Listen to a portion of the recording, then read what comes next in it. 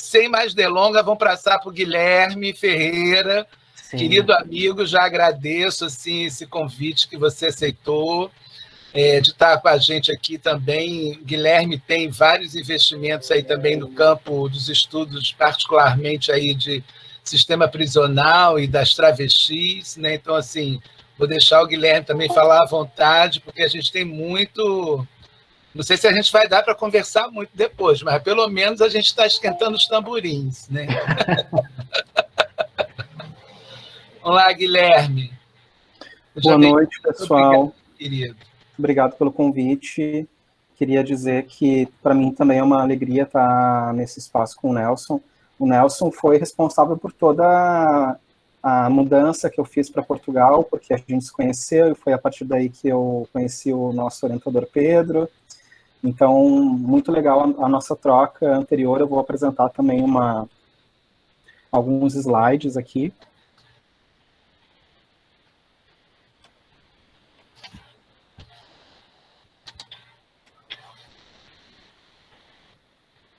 Vocês me dizem se estão conseguindo enxergar. Está abrindo. Tá. Espero que a gente não tenha problemas de conexão. Eu estou com a internet um pouco falha. Mas eu vou tentar não repetir algumas coisas que o Nelson trouxe, embora o nosso tema de trabalho seja muito parecido. Então eu identifiquei ali na fala dele várias coisas que eu traria também. E vou focar mais no campo da justiça criminal, né? Pensando então qual é a relação dessa vulnerabilidade social, dessa precariedade com a dimensão do sistema de justiça, né? Como é que, enfim, a justiça, a polícia, os sistemas de segurança atuam em relação às travestilidades. Eu queria começar, então, trazendo um pouco do que são os antepassados desse trabalho, né? O que são os meus trabalhos anteriores. Eu venho pesquisando e trabalhando como assistente social nessa área desde 2012, quando ingressei no mestrado em serviço social, que teve como fruto um livro, que foi Travestis e Prisões. Então, eu fiz a primeira pesquisa, eu acho que brasileira, sobre o tema das cadeias em relação a essa população. E também trabalhei como assistente social no Presídio Central de Porto Alegre naquele período, né, vinculado a uma organização social, que hoje se chama Cadeia Pública, hoje mudou o nome para Cadeia Pública. Segui pesquisando isso no doutorado, a minha tese de doutorado também virou livro, Vidas Lixadas, foi uma pesquisa mais ampliada para analisar as experiências de travestis e transexuais com esse duplo, digamos assim, crime e castigo, né? Tanto a relação com o mundo do crime, quanto os aspectos que se relacionam, então, à punição, ao aprisionamento. Eu fiz uma pesquisa comparativa do tratamento penal de 20 países em relação a essa população, e depois segui pensando o serviço social sociojurídico em relação ao tema da diversidade sexual e de gênero. Desde 2018, eu também sou voluntário num projeto social que é executado por uma organização aqui de Porto Alegre, que é a Somos, Comunicação, Saúde e Sexualidade, que executa o projeto Passagens, que é uma rede de apoio a LGBTs presos no Brasil. Nós realizamos o primeiro diagnóstico nacional sobre esse tema, entrevistamos sem número de pessoas presas, travestis, transexuais, homens gays, mulheres lésbicas, que deu origem, então, a esse livro, Sexualidade e Gênero na Prisão, uma coletânea de textos. Mas eu pensei, então, em começar, a gente está falando de violência, que é esse tema, né? A gente acabou de ter uma experiência de violência agora, e o Nelson vinha falando sobre o tema da violência em relação às travestis, e eu queria, na verdade, começar, então, a minha fala propondo um conceito, né, em relação a isso. A gente usa muito o termo homofobia e as suas derivações, transfobia, né, lesbofobia no Brasil, mas algumas teóricas, como a Berenice Bento, elas criticam esse conceito, né? Elas propõem o termo hetero-cis-terrorismo. Isso porque o termo homofobia, ele aponta tanto para o indivíduo como para a sua subjetividade. Então, quando a gente fala que alguém é homofóbico, né, alguém é transfóbico, a gente um pouco está dizendo que essa é uma experiência daquele sujeito, daquela pessoa, que tem uma aversão, um ódio em relação a LGBT. Enquanto que o termo hétero, cis, terrorismo, ele se aproxima, o terrorismo, né, essa categoria, eu acho que ele se aproxima mais de elementos vinculados ao machismo, tanto do ponto de vista da legitimação da violência, quanto a ideia de ataque a direitos fundamentais e a dominação de um grupo sobre o outro, além de apontar para a estrutura e para a coletividade. Então, é uma experiência coletiva, uma experiência de conjunto de sociedade, né? E aí a Berenice Bento conceitua dizendo o seguinte, que as reinterações que produzem os gêneros e a heterossexualidade são marcadas por um terrorismo contínuo. Então um heteroterrorismo a cada enunciado que incentiva ou inibe comportamentos, a cada insulto ou piada homofóbica. Se um menino gosta de brincar de boneca, os heteroterroristas afirmarão, pare com isso não é coisa de menino. A cada reinteração do pai, da mãe, do professor, a cada menino não chora, comporte-se como menina, isso é coisa de bicha, a subjetividade daquele que é objeto dessas reinterações é minada.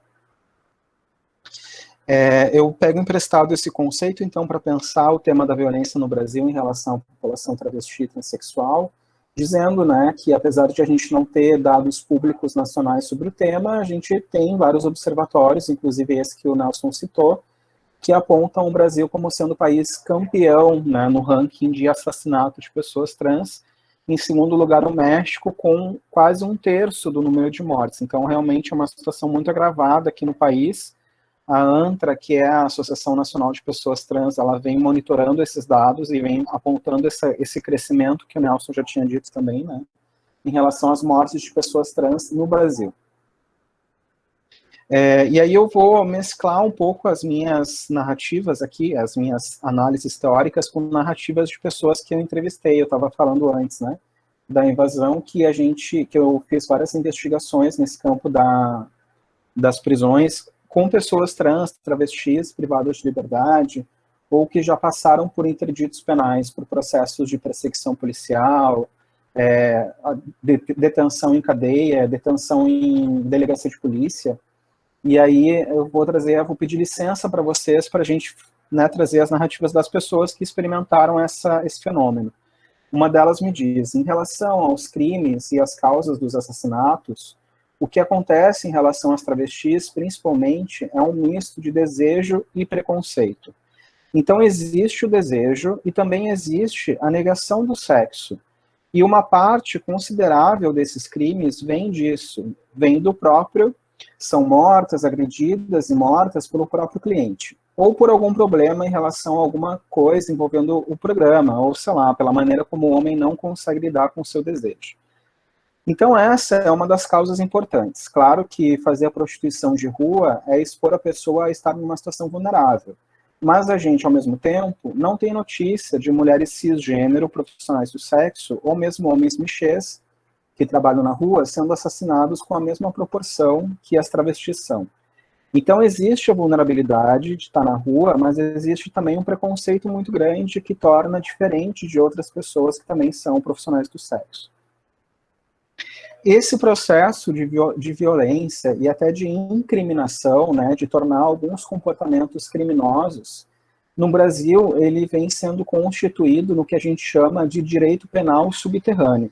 Ou seja, o Brasil não foi nunca um país que tornou crime ser transexual, ser homossexual, mas ele encontrou, né, no próprio sistema de justiça, no sistema penal, outras formas de incriminar a população, sobretudo a população travesti transexual, que é isso que o Zaffaroni, um criminólogo latino-americano, chama de direito penal subterrâneo, né, que são essas formas institucionais da pena de morte, dos desaparecimentos, das torturas, dos sequestros, muitas vezes praticado, inclusive, como o Nelson trouxe, pelos representantes do Estado, né, pelos policiais, pelos servidores públicos. Um exemplo disso é que há cerca de 30 anos, então não está longe de nós, a Polícia Civil Paulista criava por iniciativa própria e com o apoio de um prefeito, né, de São Paulo, naquele momento, Jânio Quadros, a Operação Tarântula, que legalizava a prisão arbitrária de travestis e transexuais profissionais do sexo. Nesse período de um ano, em 87, mais de 300 pessoas foram perseguidas e presas. E aí a gente, inclusive, tem, depois, em relação a isso, tem um documentário muito interessante, né, que se chama Temporada de Caça, que está disponível no YouTube na íntegra, que entrevista pessoas na rua perguntando para elas, né, esse documentário é antigo, da década de 80, justamente nesse período da Operação Tarântula, perguntando para as pessoas o que elas achavam da polícia mandar prender, mandar matar travestis, transexuais, e as pessoas diziam, eu acho que tem que matar mesmo, né, eu acho que tem que prender mesmo. Então, eu tentei aqui buscar uma relação, que eu acho que é uma relação bastante íntima, bastante fácil de perceber, entre esses elementos do trabalho sexual precário, e eu chamo atenção para o fato de ser precário, porque eu não diria que o trabalho sexual é precário por natureza, não existe isso, né? Eu acho que existem algumas formas de trabalho sexual que são precarizadas, assim como existem outras formas de trabalho que são precarizadas também, mas o trabalho sexual precarizado de rua e a sua relação com o que a gente chama, né, entre aspas, de mundo do crime. Então, no Brasil, e aí também apontar essa particularidade, porque a gente viu os dados do Nelson trazendo que boa parte dos crimes ou da violência contra travestis lá em Portugal não vem dos clientes. Mas aqui no Brasil, eu diria que também é importante dizer que sim, que vem, né? Essa relação do trabalho sexual precarizado de rua está muito conectado, primeiro com um tráfico local, então travestis, transexuais que se prostituem muitas vezes são levadas a usar drogas ou a serem pequenos traficantes, como a gente diz, né, aquelas pessoas que vendem cocaína, vendem pequenas quantidades de drogas em bairros também periféricos, hiperpoliciados, e que se constituem nesse contexto de desigualdade no Brasil, são bairros também pobres. Então, como funciona, do meu ponto de análise, né? As travestis e transexuais, elas se prostituem e elas são aquele contingente populacional que são mais facilmente presas pela polícia, porque ocupam, digamos assim, a base do tráfico, né? O grande traficante, aquele cara que comanda o tráfico local, ele não é mais imediatamente preso, são as travestis, são os jovens, né, crianças, são as mulheres cisgênero. O homem que comanda o tráfico frequentemente não é pego pela polícia tão facilmente quanto essas populações. Então existem também marcadores sociais, né, de gênero, de raça, de classe, de geração, que contribuem para essa vulnerabilidade que eu chamo de penal. Não é só uma vulnerabilidade social, mas é uma vulnerabilidade penal de certas populações tratadas como mais facilmente criminosas ou mais facilmente perigosas.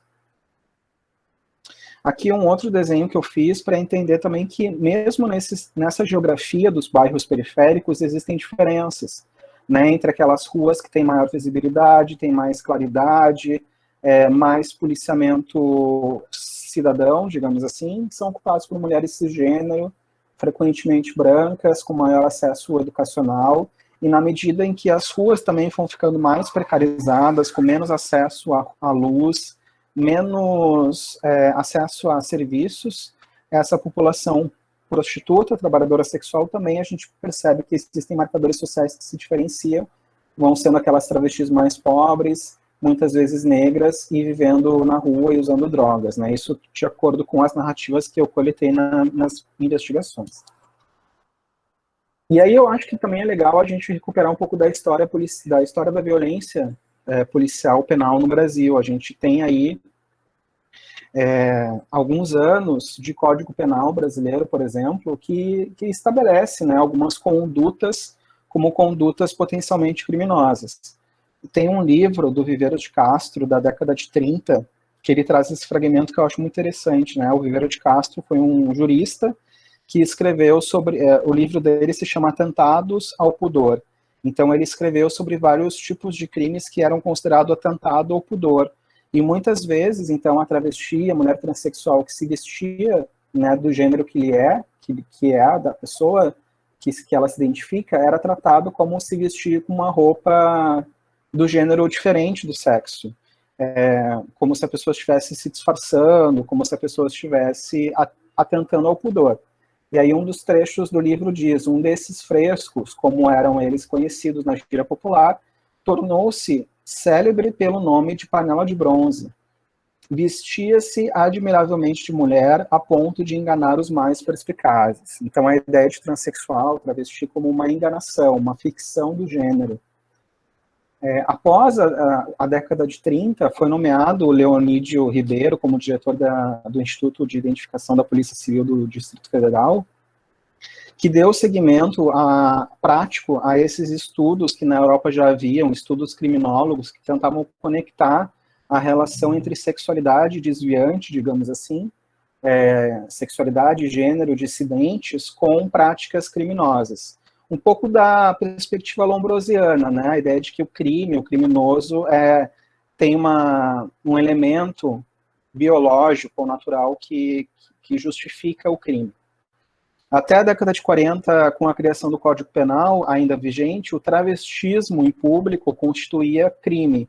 As pessoas interpretadas enquanto homens que aparecessem vestidas de mulher estavam sujeitas à detenção e a uma permanência prolongada na cadeia, bem como a aplicação de medidas de segurança. Né? Muitas pessoas no Brasil, tem alguns estudos interessantes sobre o tema, tratam justamente de quanto LGBTs, de modo geral, eram levados a instituições psiquiátricas, de tratamento psiquiátrico, né? Porque eram LGBT, então eram tratados como criminosos e acabavam recebendo uma medida de internação compulsória, uma medida de segurança, que a gente chama, né? Com a ascensão dos militares ao poder em 64, a polícia militar passou a atuar com ainda mais violência em relação a homossexuais e pessoas trans, efetuando batidas frequentes no centro, sobretudo, né, do Rio e de São Paulo e de outras cidades. Bastavam, então, os filtros morais das polícias para a detenção ou a agressão de pessoas LGBT. Aqui uma outra narrativa dessa travesti que me concedeu entrevista, que tem mais de 70 anos, que viveu toda a ditadura militar do Brasil. Então ela diz, né, eu conheci a Grace, que me convidou para ir para a caixa d'água, e aí botei uma tirinha na cabeça, um brinquinho, uma maquiagem, e fui para lá e ganhei dinheiro. Ela está contando da prostituição de rua. Então, a partir dali, eu estudava de noite, saía do colégio e ia para a caixa d'água. Depois dali, eu passei toda a ditadura. O primeiro e segundo dia, eu achei uma graça sair correndo da polícia. Depois, eu vi que presenciei, aconteceu coisas comigo horríveis, não sei como eu não morri. Estou hoje aqui.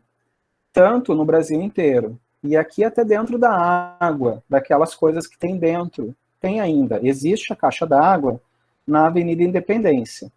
Aqueles poços, a gente tinha que se jogar dentro e ficar agarradinha, enquanto a viatura ia passando e a gente agarrada dentro da água para não morrer afogada.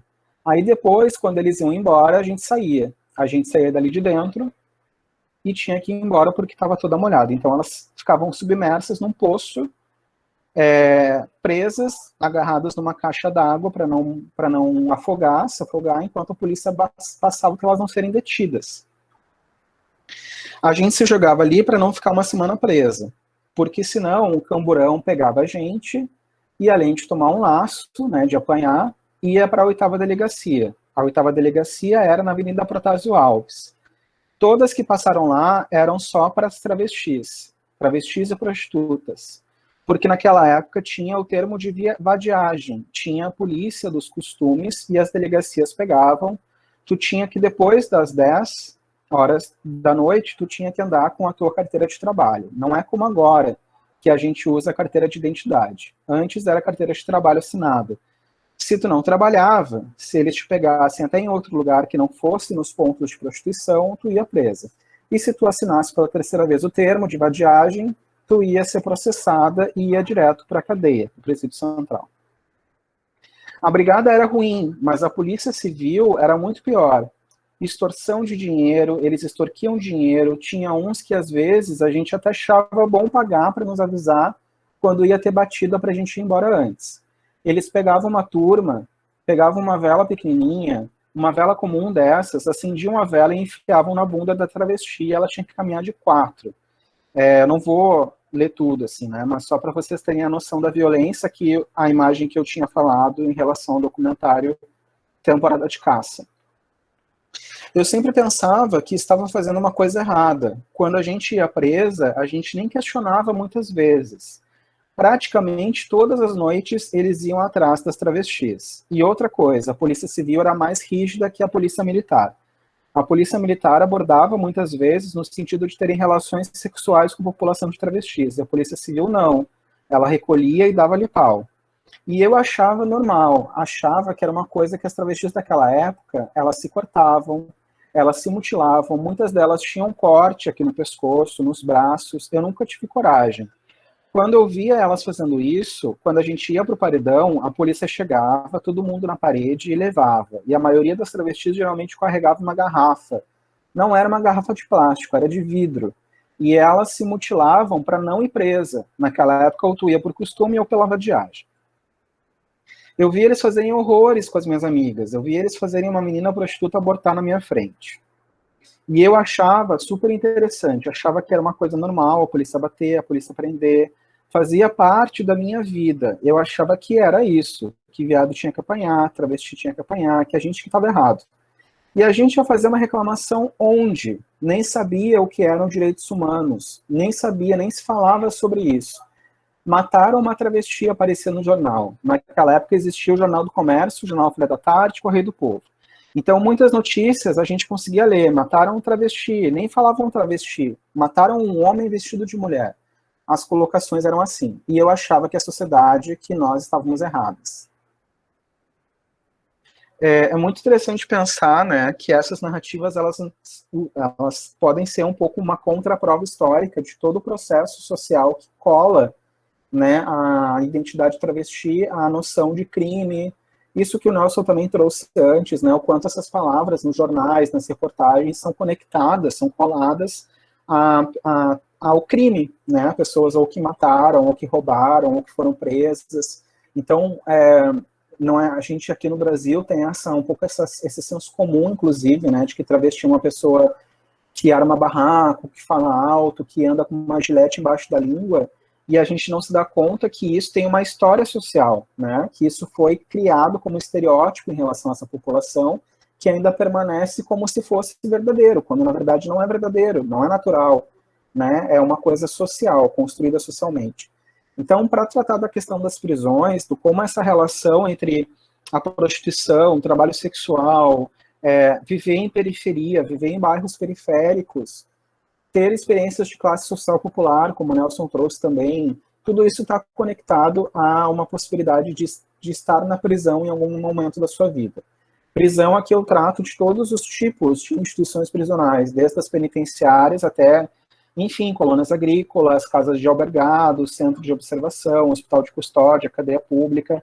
Vocês sabem que existem diferenças de tratamento jurídico em relação a essas instituições, mas eu vou tratar como sinônimo toda a instituição que prende, né, a pessoa. As prisões no Brasil, elas, do meu ponto de vista, refletem um regime de gênero característico da ordem de gênero de cada sociedade. Então, a Heavy Connell, ela trabalha com esses conceitos teóricos de ordem e regime de gênero. Ela sustenta que cada sociedade possui na sua base social uma ordem de gênero, uma maneira de tratar o gênero, né, que é diferente, que é particular. Então, se a gente pensar aqui a forma como a gente lida com o gênero no Brasil e como a gente lida com o gênero em Portugal, a gente vai ver que existem diferenças. E essa ordem de gênero, essa sustentação de gênero, reflete nas instituições como um espelho, o que ela chama então de regime. Então, as instituições educativas, de saúde e aqui as instituições de justiça possuiriam um regime de gênero, que é uma forma como lidar, em termos de gênero, com as suas populações, né? Eu penso que a gente pode admitir, então, que as prisões brasileiras são, pensando no regime de gênero, né, são androcêntricas, ou seja, elas têm como centralidade os interesses e as demandas do masculino, do homem, mesmo aquelas feitas para a privação de liberdade de mulheres cisgênero, mesmo as prisões ditas femininas. Também elas são hetero-cis-normativas e reproduzem com maior intensidade o terrorismo de gênero do que outras instituições públicas. Então, é claro que, né, pessoas trans sofrem na escola, sofrem na saúde, mas eu fico pensando que as instituições de justiça, elas reproduzem com mais intensidade essa norma hetero-cis-sexista na sua forma como lida com as populações, como trata penalmente as populações. O binarismo de gênero da sociedade, então, se reflete na pessoa presa através de noções como as do homem criminoso e da mulher criminosa, e no caso das pessoas trans, como naturalmente criminais, o que acarreta depois em sujeição criminal, que é essa experiência que a nossa interlocutora estava dizendo, né, de se sentir culpada, achar que ela tinha que sofrer aquela violência, porque a experiência criminosa, ela desliza para a subjetividade da pessoa e ela se sente realmente criminosa.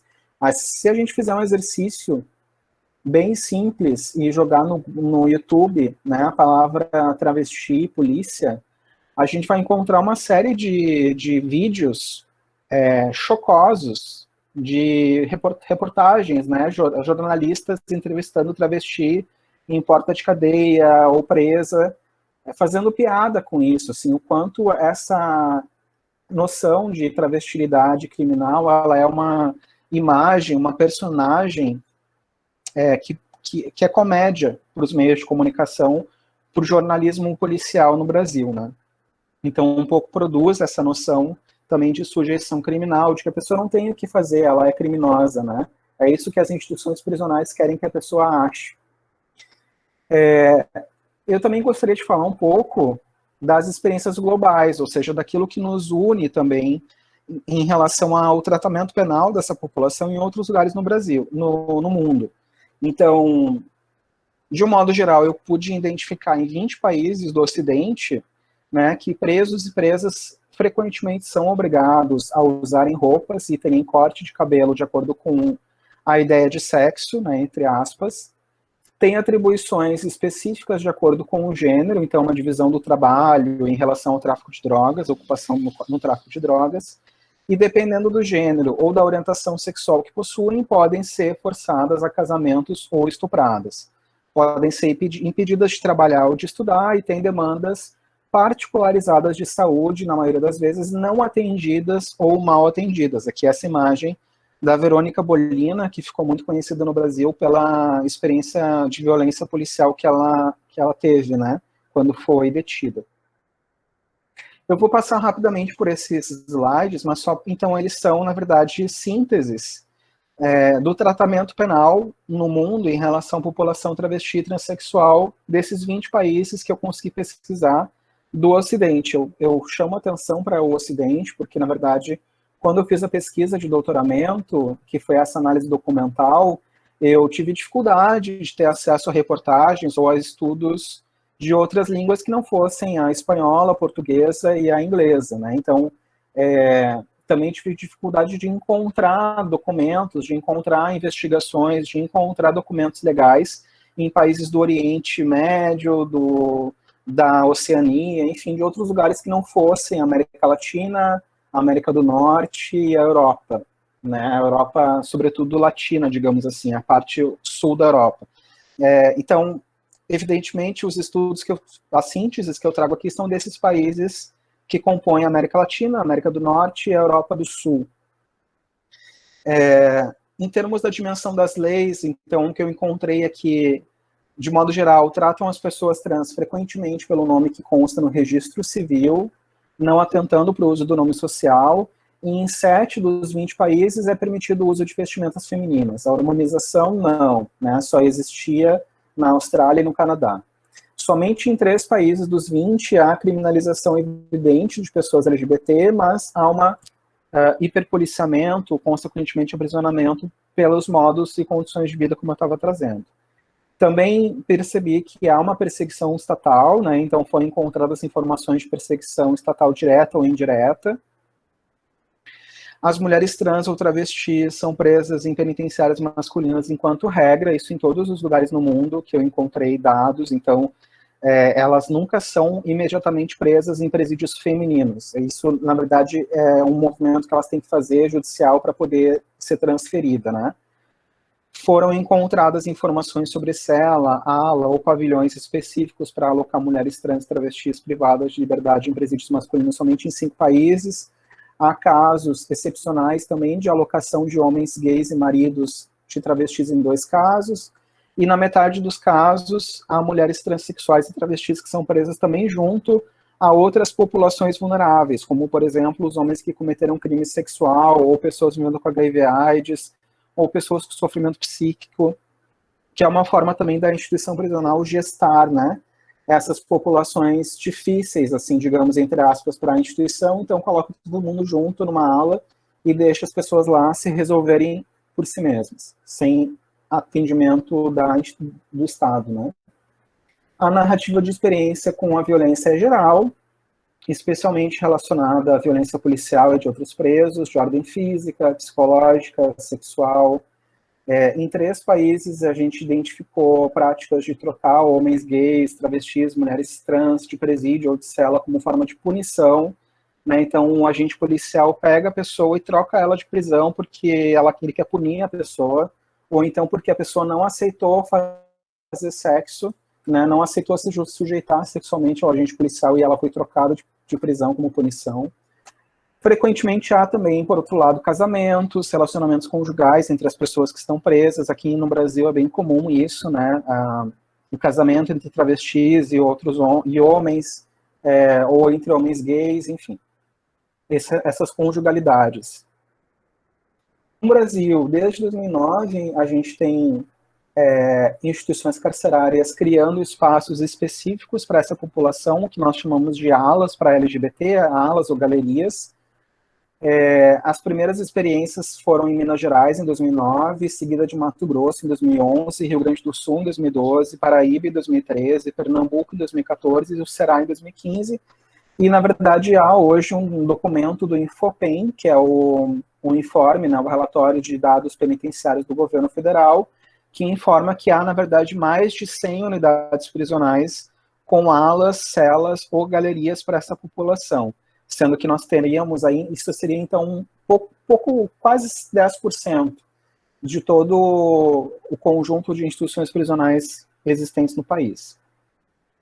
Eu vou tratar aqui um pouco das experiências mais particulares de cada estado, porque eu acho que elas são interessantes de um ponto de vista da forma como, por a gente não ter uma orientação nacional em relação ao tratamento penal para essa população, os estados acabam criando formas específicas de tratar penalmente as pessoas. Então, Minas Gerais, por exemplo, que foi a primeira experiência nacional, que foi a criação de ala em 2 estabelecimentos prisionais, em Jason e no Vespasiano, as pessoas tinham que assinar um termo, né? Então a pessoa que ingressava na cadeia assinava um termo de homossexualismo, era assim que era dito no papel. Mesmo ela sendo travesti, transexual, não importasse. Ela era LGBT, ela assinava um termo de homossexualismo, dizendo que ela gostaria de ser presa na ala LGBT. E isso, por um lado, então, é interessante, porque pensar que a pessoa tem autonomia para se autodeclarar parte da população e dizer que quer ficar num espaço específico, mais seguro. Por outro lado, que os investigadores e ativistas daquela região começaram a identificar, que começou a haver uma superlotação da galeria por homens que não seriam LGBT, mas que estariam acessando a ala por conveniência, né? Ou seja, para não ficar num espaço mais reduzido, ou muitas vezes numa solitária, eles diziam que eram homossexuais e ficavam numa ala que era, digamos assim, um pouco melhor em termos de estrutura, né, de oferecimento de política pública. Tem muitos documentários que tratam desses temas, então eu vou indicando alguns. Tem o documentário A Ala, que é do caso mineiro, e é muito bom, bem produzido sobre o assunto, acho que vale a pena procurar e assistir. Sobre a situação do Mato Grosso, que foi outro cenário que, inclusive, esses estados foram visitados pelo projeto social que eu coordenei, né, o Passagens, que eu comentei antes. Esse projeto visitou 13 instituições prisionais do Brasil, sobretudo aquelas que tinham alas para LGBT. Então, Mato Grosso, a gente também identificou uma relação diferenciada em relação a Minas Gerais. a ala LGBT, no caso, não era para todo mundo que se autodeclarasse. Quem fazia a definição de quem era LGBT era um psicólogo, né? Então, uma outra problemática, havia um profissional técnico da cadeia que estabelecia o que a outra pessoa era em termos de identidade. Ele ia dizer se a pessoa era LGBT ou não. Ele fazia uma espécie de entrevista, amnese, com a pessoa, e, digamos, se o homem dissesse que era marido de travesti, mas já tinha tido um casamento com mulher na rua, com mulher cisgênero, ele era impedido de acessar a ala. Então, resolvia a questão da superlotação, mas tinha um problema da identidade que era atribuída a outro sujeito, né, dizer o que a pessoa é. Sobre esse caso, tem um documentário do Passagens, eu vou falar um pouco mais no final, e o caso do Rio Grande do Sul, que foi o terceiro no Brasil, ele passou a contar, então, com uma galeria especial para essa população na cadeia pública, que é a cadeia, que é a maior cadeia aqui do nosso estado. Inclusive ela foi considerada em 2009 a pior cadeia, a pior presídio da América Latina, em termos de estrutura, em termos de condições para tratamento penal. Então, uma situação muito degradante, né? Essa instituição criou uma ala para LGBT, que era chamada naquele momento de Galeria Terceira do H, né? O terceiro andar do prédio H desse presídio. Onde havia, então, as travestis, os seus maridos, homens gays, e que, por outro lado, diferente de Minas Gerais e de Mato Grosso, não havia um termo de homossexualismo, não havia um profissional da cadeia que decidia quem decidia quem entrava era a própria comunidade ali dentro. Então havia uma representante daquelas travestis, que era chamada de prefeita, e essa travesti decidia quem entrava e quem não entrava, junto com a administração prisional. Então era interessante por um lado, porque dava poder, digamos assim, para a comunidade, para a própria comunidade reconhecer quem são os seus pares. Por outro lado, também nós identificamos que as travestis prefeitas costumavam direcionar o acesso de outras pessoas ali por interesses também pessoais, por conhecer a pessoa na rua, gostar ou não gostar. Então, ter essas questões mais pessoalizadas na pessoa que era representante da galeria. Aqui também tem um documentário sobre o tema, que na verdade é uma reportagem no YouTube que se chama Mais Direitos, Mais Humanos, que trata da questão da galeria de Porto Alegre, do Rio Grande do Sul. Eu queria também, já me encaminhando para o final, eu sei que a gente tem pouco tempo agora, né? Pensar algumas vulnerabilidades, então, dessa população, como a violência sexual, a violência moral, a física, a institucional. Muitas narrativas de travestis presas têm presente na narrativa a escravização, né, o trabalho forçado, inclusive serem tratadas como mulas, ou seja, seriam obrigadas a conter droga no corpo, né, por via anal, para não apanhar, para não sofrer violência. Então eram utilizadas como mula para o tráfico de drogas dentro das cadeias, né, os casamentos forçados, ou serem trocadas por produto, digamos assim, trocada por comida, por produtos de higiene entre os presos, a impossibilidade do exercício de crença religiosa fora do católico evangélico, né? Então, isso nas cadeias, de um modo geral, não existe liberdade religiosa para fora do que é a experiência católica ou evangélica, que está dentro das cadeias, né, ocupando um lugar do Estado, então oferecendo assistência, não assistência social ou política pública, mas oferecendo assistência religiosa, assistência material para as pessoas que não têm isso do Estado, não têm isso da família. E daí é importante falar desse abandono familiar, né? As cadeias no Brasil, elas um pouco esperam que as famílias ocupem esse lugar da assistência material dos presos. Ela não oferece, o Estado não oferece o suficiente, os mínimos, né, para as necessidades mínimas das pessoas, esperando que a família ofereça. E as travestis, na sua maioria, não tinham família, foram abandonadas pela família. Então perdiam muito do que era próprio da relação da prisão. Descontinuidade também da atenção a questões específicas de saúde, particularmente hormonização. Então, usavam hormônios na rua, que quando eram presas paravam de usar, tinham esse impedimento, porque não tinha quem oferecesse na cadeia. A ausência de política de enfrentamento ao HIV/AIDS, exclusão de serviços das unidades prisionais, como educação e trabalho, o apagamento da identidade de gênero, proibição dos signos femininos, né, aquelas cadeias que têm, por exemplo, uniforme, as travestis eram impedidas de usar o uniforme feminino, usavam o uniforme masculinizado. Obstáculos para o recebimento de visita ou visita íntima, e também sem atendimento ao nome social. Eu não trouxe muitos elementos da prisão feminina, porque as travestis e mulheres trans, como eu falei no início, elas estão frequentemente em prisões masculinas, mas é importante falar, assim, né, que não há muito registro da existência de espaços específicos de convivência para mulheres lésbicas, bissexuais ou homens trans em unidades femininas, porque isso não é uma demanda dessa população, como é demanda na cadeia masculina. Mas o sexo entre mulheres é tradicionalmente tratado como circunstancial e não como parte da identidade. A gente tem uma pesquisadora excelente no serviço social sobre esse tema, que é a Simone Brandão, que acho que esteve conosco nesse seminário, né, falando sobre as suas pesquisas.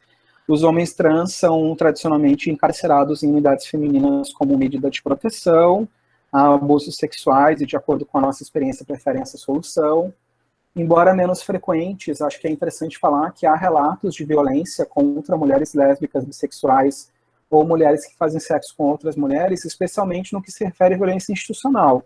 A gente visitou algumas cadeias femininas e era muito comum os próprios trabalhadores penitenciários ou trabalhadoras técnicas, né, penitenciárias tratarem mal as mulheres lésbicas e bissexuais, tratarem por nomes pejorativos, fazerem piada das relações conjugais, dizer que isso é falta de homem, né, um monte de coisas que a gente escuta na sociedade que é ampliado na prisão pelo próprio aparelho estatal. As categorias de identidade de gênero e orientação sexual a gente identificou que são mais fluídas nas experiências de mulheres que a gente teve contato, então também umas narrativas de mulheres que não se identificam exatamente com a identidade lésbica, bissexual, mas que têm conjugalidades eróticas e afetivas, né? Também uma sobrecarga do fenômeno do abandono, mas nesse caso não um abandono familiar, porque as mulheres presas recebem sim visita das suas famílias, o que elas não recebem é a visita dos seus companheiros, dos seus maridos, como no caso contrário, os homens recebem muita visita de figuras femininas, né, mãe, irmã, mulher, esposa, enfim. E a incipiência de políticas de saúde para lésbicas e homens trans na prisão, tratamento hormonal, o binder, etc.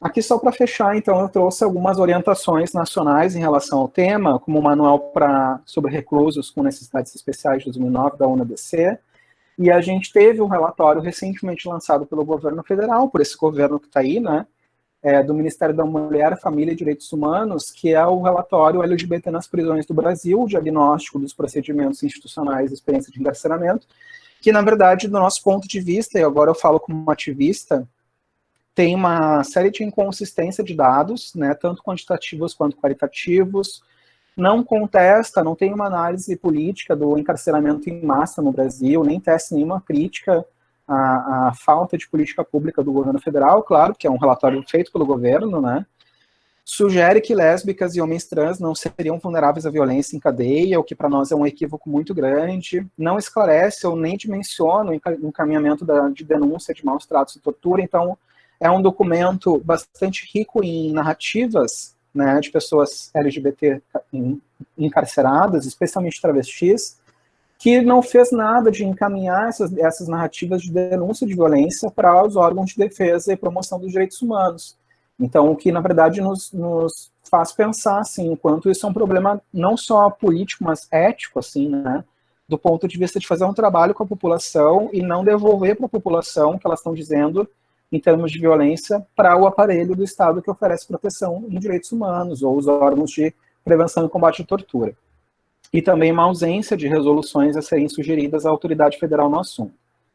Agora a gente tem, né, bem recentemente, uma resolução do Conselho Nacional de Justiça do ano passado, que foi modificada em alguns aspectos esse ano, mas que vai ser implementada, se não me falha a memória, até maio desse ano, que é uma resolução bastante revolucionária, porque permite que as pessoas LGBT primeiro digam, né, sobretudo as mulheres trans e travestis, digam em qualquer momento do cumprimento da pena, ou mesmo na audiência de custódia, elas possam dizer onde elas gostariam de cumprir pena. É algo que não existe em nenhum outro lugar no mundo, né, desde que eu saiba. Então, a possibilidade da pessoa dizer, então agora, a partir de agora, a pessoa trans, travesti, transexual, dizer onde gostaria de cumprir a pena, e essa narrativa, essa palavra da pessoa tem que ser levada em consideração pelo juiz. Isso é o que eu destaco, embora tenha uma série de outros direitos, mesmo a questão do nome social, ou da retificação no registro civil de pessoas privadas de liberdade, né, a possibilidade da pessoa mudar o seu nome no seu documento oficial, no seu RG, o acesso à harmonização, a questão da autodeclaração. Eu não vou entrar no detalhe, assim, né, mas eu acho que é muito importante que a gente tenha esse documento e que a gente faça ele valer no país. A gente já está se encaminhando para 9h30 e eu gostaria muito que a gente pudesse ter um tempo de conversa também. Então eu só vou finalizar a fala indicando esse documentário da Somos, que é que eu sou ativista, que está no YouTube na íntegra, que se chama Passagens, Ser LGBT na Prisão, e que tem as narrativas coletadas por nós em vários lugares no Brasil de pessoas privadas de liberdade, tá bem? Eu agradeço demais a possibilidade de conversar com você sobre o assunto e sigo à disposição da nossa conversa.